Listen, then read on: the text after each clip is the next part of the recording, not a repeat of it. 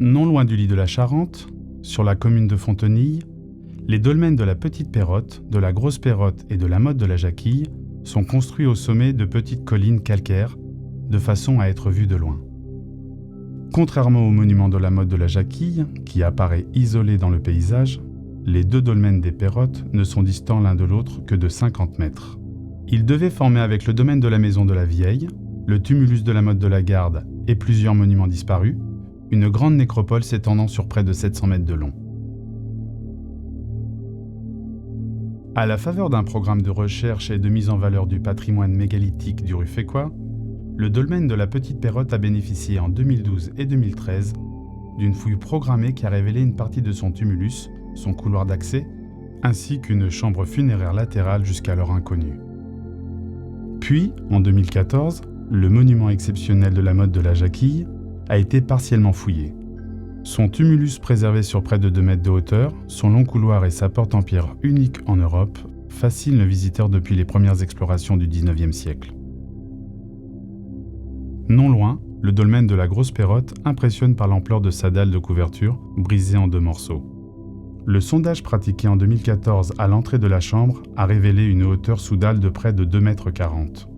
Ces nouvelles fouilles, limitées aux espaces destinés à être restaurés, ont mis au jour des architectures en pierre parfaitement conservées, mêlant pierre dressée et murs en pierre sèche. À chaque opération de terrain, les archéologues ont mené un programme de numérisation 3D des vestiges architecturaux. Les modèles 3D obtenus offrent la possibilité de restituer les élévations disparues ou effondrées et de calculer le poids de blocs, telle la table de couverture de la Grosse Pérotte, qui s'élève à près de 75 tonnes.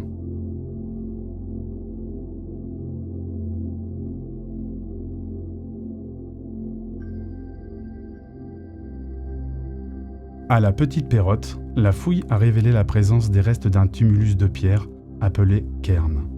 Il entourait et recouvrait initialement la chambre funéraire de façon à créer la pénombre à l'intérieur. Constitué d'au moins 2 parements concentriques, ce cairn avait une forme circulaire.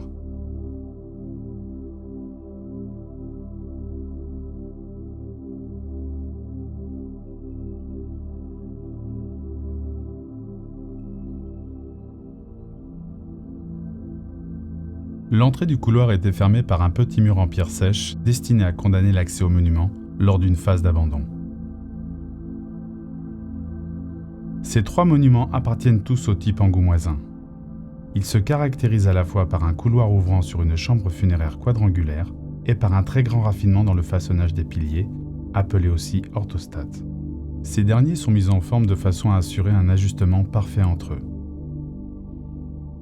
Cet aménagement peut prendre plusieurs formes, du simple martelage du petit côté au creusement d'un système d'emboîtement par rainurage.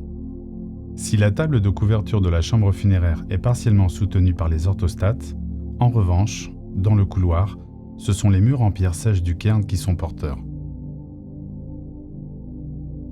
L'art du travail de la pierre au néolithique s'exprime aussi dans la régularité des faces apparentes de la chambre funéraire. Elles ont été martelées à l'aide de masses en pierre et parfois lissées à l'aide d'un abrasif. Le couloir n'a généralement pas bénéficié d'autant d'attention. À la Motte de la Jacquille, on observe même une progression dans le niveau de finition. Les pierres dressées de l'entrée du couloir sont laissées brutes. Puis au fur et à mesure que l'on avance, leurs surfaces sont de plus en plus régularisées pour mieux mettre en scène la chambre funéraire. Cette mise en scène se voit redoublée d'intensité à la jonction entre le couloir et la chambre funéraire. Des dalles échancrées à la Petite Pérotte, une porte en pierre entièrement façonnée à la Motte de la Jacquille. Cette dernière, avec ses gonds et son seuil à crapaudine, est un exemplaire unique en Europe. Le couloir de la Grosse Pérotte n'a pas encore été fouillé. On devine qu'il est orienté vers le sud-est pour être illuminé par le lever du soleil au solstice d'hiver. La lumière naturelle pénétrait alors dans la chambre.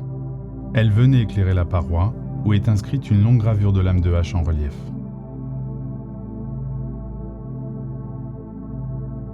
Ce moment précis de l'année avait visiblement une importance particulière pour les utilisateurs du lieu. Les 3 orthostates qui forment la paroi face à l'entrée ont une surface plus lisse que les autres. Ils devaient renvoyer un peu de lumière dans le reste de la chambre.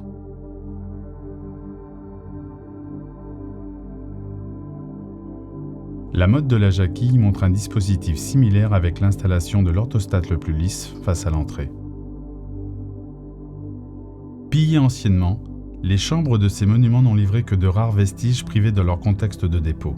Il subsistait un lambeau de couche funéraire au sud de la chambre de la petite Pérotte.